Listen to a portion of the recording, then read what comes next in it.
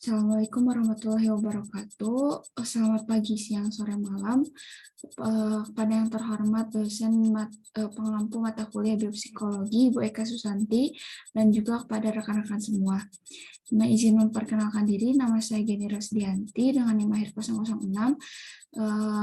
Merupakan perwakilan dari kelompok 5 yang akan presentasikan mengenai submateri dari gangguan psikiatri, yakni Tourette disorder.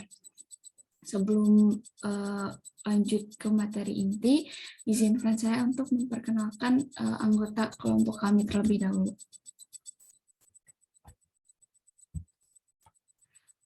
Di sini ada yang pertama Clara Sila dengan NIM akhir 001, lalu yang kedua ada saya sendiri, Yeni Rosdianti dengan NIM akhir 006, dan yang ketiga ada Nasya Meilin dengan NIM akhir 019 yang akan menjadi rekan presentasi saya, dan yang keempat ada Salma Marsafina dengan NIM akhir 023, dan yang terakhir ada Syarhana Sarfina dengan NIM akhir 028.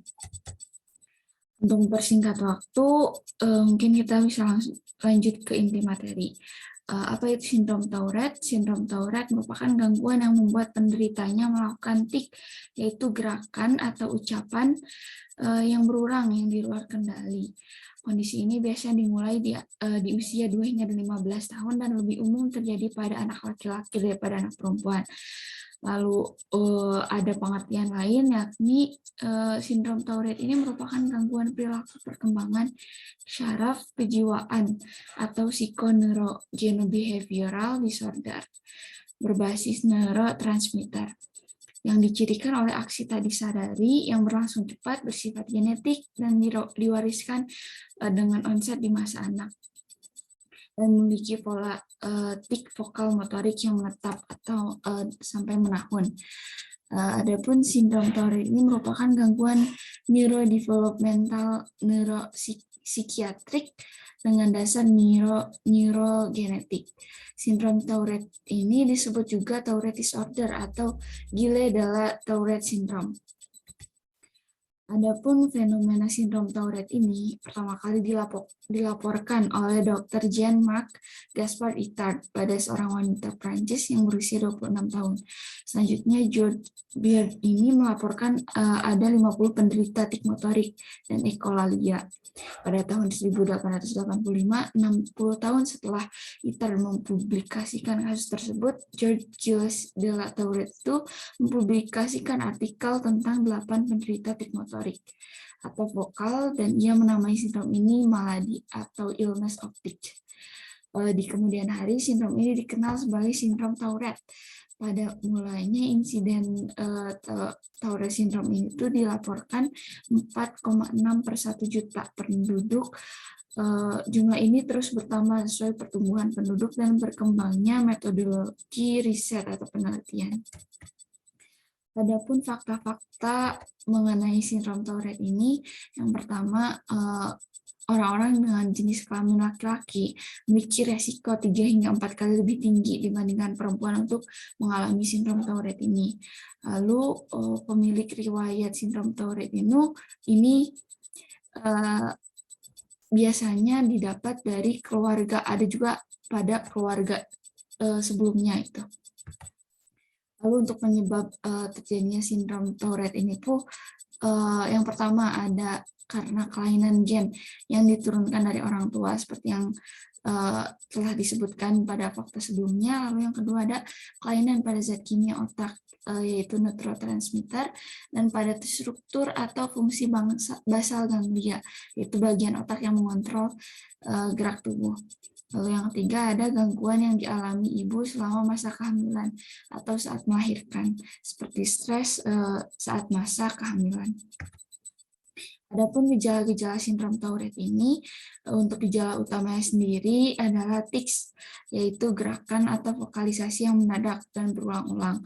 Gejala bervariasi dari ringan hingga berat dan mempengaruhi kualitas hidup pengidap. Lalu pada Adapun pada tics sederhana, gejala motorik yang sering ditemukan adalah kedipan mata, sentakan kepala, mengangkat bahu, pandangan mata yang beralih, kedutan hidung, gerakan mulut yang aneh. Lalu untuk gejala vokal yang umum adalah mengerang, batuk, berdeham, dan menggonggong.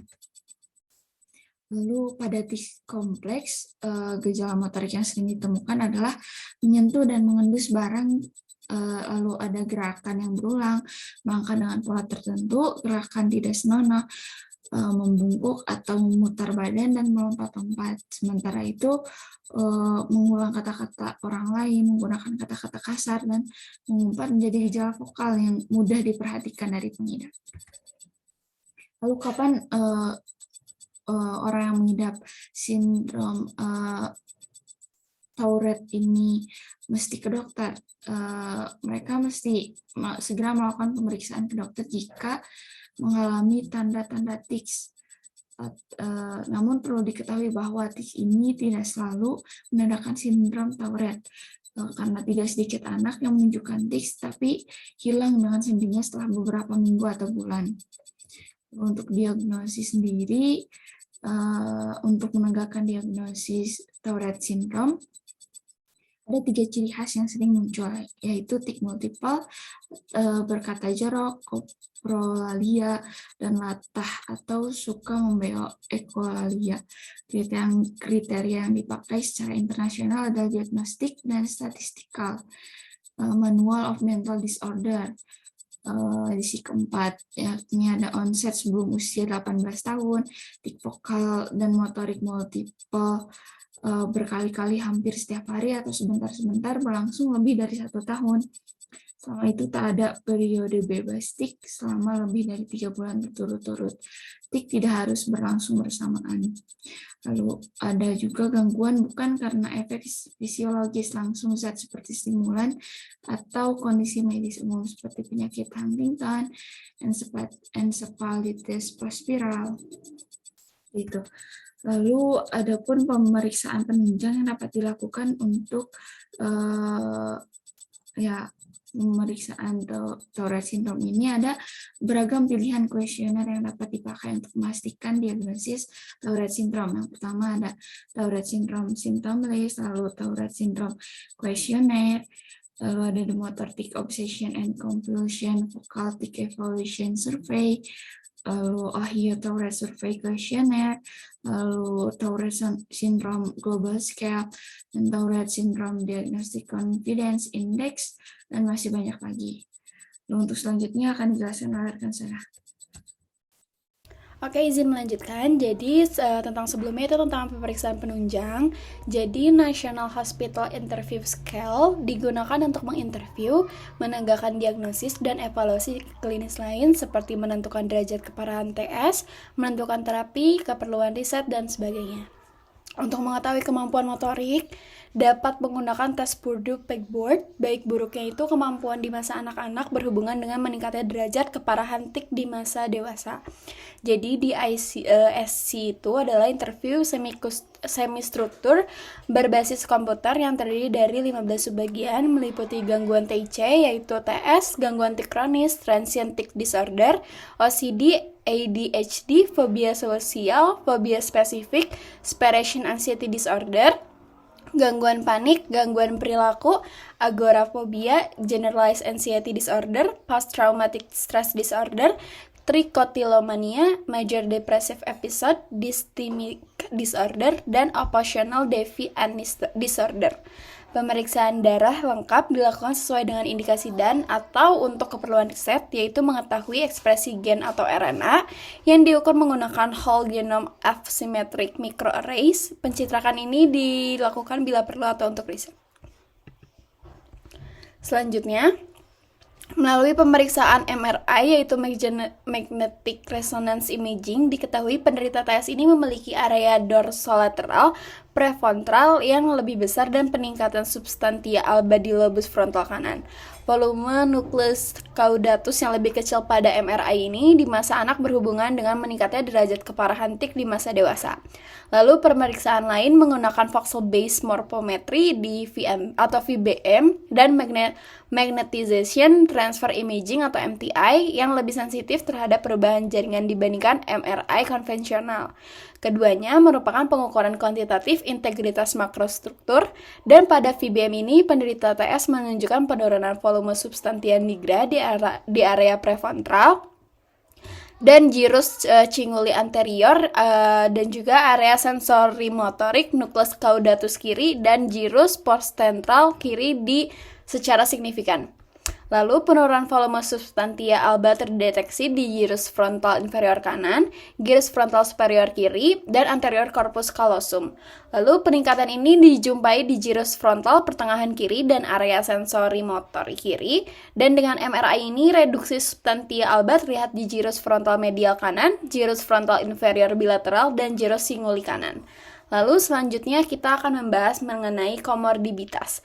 Jadi, beragam komorbiditas ini penderita TS antara lain ada cemas, depresi, kesulitan belajar, gangguan tidur, obsesif kompulsif, disorder atau OCD, ada hiperaktif atau ADHD, yaitu attention deficit hyperactivity disorder, lalu ada gangguan perilaku, ada tic nervous, ada masalah pengendalian impuls, ada rasa malu, isolasi, dan ketidakmampuan atau disability atau hendaya di impairment fungsi sosial. Lalu pada TS dan HDAD itu diduga terjadi abnormalitas noradrenergik, yaitu sebagian komorbiditas yaitu antara lain ada alergi aritmia jantung, asma, autisme, ADHD, bruxism, ada cemas, ada depresi, kejang, koprolalia, kopropraksia, mengamuk atau marah yaitu rage, dan meningkatnya sensitivitas terhadap stimulus sensoris, migrain OCD, autoimunitas, dan perilaku mencederai diri sendiri, reaksi mengejutkan dan berlebihan yaitu, dan ada lagi juga restless leg syndrome. Lalu selanjutnya itu ada pengobatan. Jadi sindrom Tourette ini dengan gejala yang ringan umumnya tidak memerlukan pengobatan. Tetapi jika gejala yang dialami tergolong parah dan mengganggu aktivitas atau membahayakan diri, ada beberapa metode pengobatan yang dapat dilakukan. Yaitu yang pertama ada psikoterapi. Jadi jenis psikoterapi ini digunakan untuk mengatasi sindrom Tourette adalah terapi perilaku kognitif. Terapi ini bertujuan untuk melatih kesadaran pasien akan sekitar dan melatih kontrol gerakan.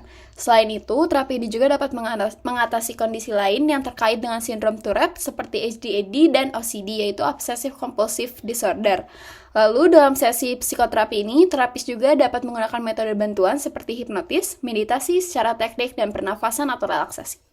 Selanjutnya, itu ada langsung ke obat-obatan.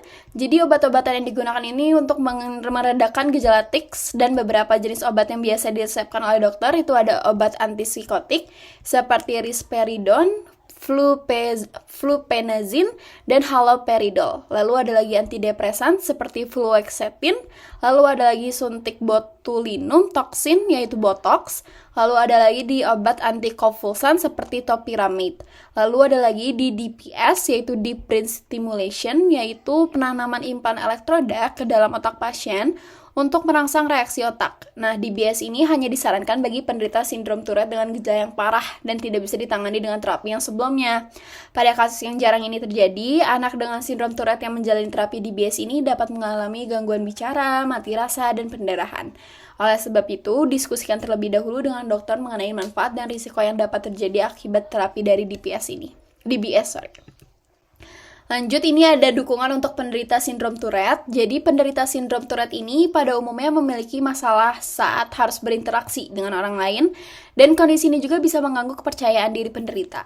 Jadi, akibatnya penderita sindrom Tourette ini lebih rentan mengalami stres, depresi, dan penyalahgunaan nafsa.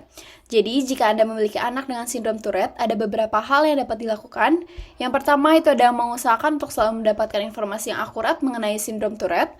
Lalu yang kedua ada pupuklah kepercayaan diri anak, misalnya dengan mendukung kegiatan yang dia pilih dan mendukungnya bermain dengan temannya. Lalu yang ketiga itu ada tempatkan anak dalam lingkungan belajar kecil atau les private agar bisa berkembang lebih baik. Jadi umumnya biasanya anak berkebutuhan khusus itu ada tempatnya masing-masing, jadi lebih ditangani lebih lanjut lagi dan lebih diperhatikan lagi. Lalu yang terakhir itu ada ikuti kelompok dukungan atau support group yang sesuai dengan kebutuhan anak. Lanjut, ini ada komplikasi. Jadi, pada sebagian besar kasus, penderita sindrom Tourette ini mengalami satu atau lebih kondisi tertentu. Namun, belum diketahui mengapa kondisi-kondisi tersebut muncul pada penderita sindrom Tourette. Sejumlah kondisi tersebut itu diantara lain ada gangguan perilaku, biasanya dialami oleh 8 dari 10 anak penderita sindrom Tourette. Lalu ada ADHD, itu ada Attention Deficit Hyperactivity Disorder, dialaminya dari 6 sampai 10 anak dengan sindrom Tourette. Lalu ada OCD, yaitu Obsessive Compulsive Disorder, atau OCB, yaitu Obsessive Compulsive Behavior, yang terjadi pada 6 dari 10 anak penderita sindrom Tourette. Lalu ada gangguan belajar yang terjadi pada 3 dari 10 anak dengan sindrom Tourette.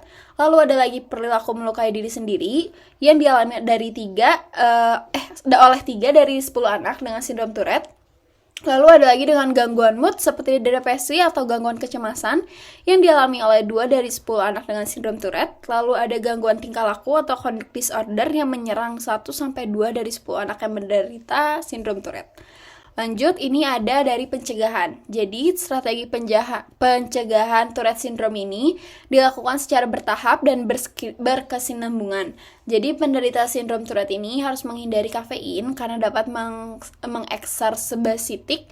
Penderita TS juga perlu diberi ruang gerak untuk menyalurkan hobi dan bakat, lalu edukasi dan konseling keluarga kelompok, individu secara rutin, teratur, dan terarah, dan sangat membantu penderita untuk beradaptasi dan mempercepat penyembuhan. Lalu perlu juga dibentuk wadah, grup, kelompok, atau forum diskusi untuk mendukung penderita dan anggota keluarga. Diperlukan buku, saku, atau brosur yang berisi informasi lengkap tentang sindrom Tourette ini untuk edukasi keluarga, guru, pengasuh anak, masyarakat, dan penderita. Jadi di sekitarnya. Lalu ada lagi diseminasi informasi sindrom Tourette ini perlu dilakukan bersama-sama dinas kesehatan, sekolah, komunitas ilmiah, dan instansi terkait lainnya. Sosialisasi ini dapat dilakukan melalui kegiatan ilmiah seperti webinar atau workshop, lalu ada media offline seperti surat kabar, TV, dan radio, lalu seperti ada di media online, di milis, website, dan lain-lain. Dan untuk lebih meningkatkan kepedulian dan kesadaran pembentukan organisasi ini, lembaga atau badan nirlaba khusus seperti Tourette Syndrome Association and Foundation. Bila perlu, pemerintah bersama IDI ini dapat membentuk komite nasional yang khusus menangani sindrom Tourette ini, seperti yang dimiliki di Eropa, yaitu European Society for the Study of Tourette Syndrome atau Tourette Syndrome Association Medical Advisory Board. Dan tidak hanya, kita juga bisa melakukan pemeriksaan sejak dini untuk mencegah terjadinya sindrom ini. Lalu di slide terakhir ini ada tokoh dunia penderita sindrom Tourette. Jadi yang pertama itu ada Billie Eilish. Jadi itu ada dari penyanyi American, bisa berbicara kepada para penggemarnya bahwa ia telah berjuang menghadapi sindrom Tourette saat dia masih kecil. Lalu ada yang kedua itu ada David Beckham. Itu tuh ada salah satu pemain bola Manchester United yang paling terkenal, dan ini juga selama bertahun-tahun mengidap sindrom Tourette dan OCD, yaitu gangguan obsesif kompulsif. Lalu ada Aykroyd, yaitu ada aktor dan komedian terkenal Kanada, dan didiagnosa mengidap sindrom Tourette ringan dan Asperger's pada usia muda.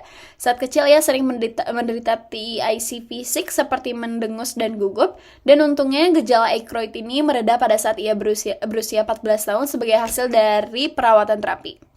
Selanjutnya yaitu ada Wolfgang Amadeus Mozart. Jadi sekian tokoh-tokoh yang menderita sindrom Tourette, dan mungkin sekian boleh dikembali kepada mediator. Baik, mungkin cukup sekian apa yang dapat kami sampaikan. Kurang lebihnya mohon dimaafkan. Wassalamualaikum warahmatullahi wabarakatuh.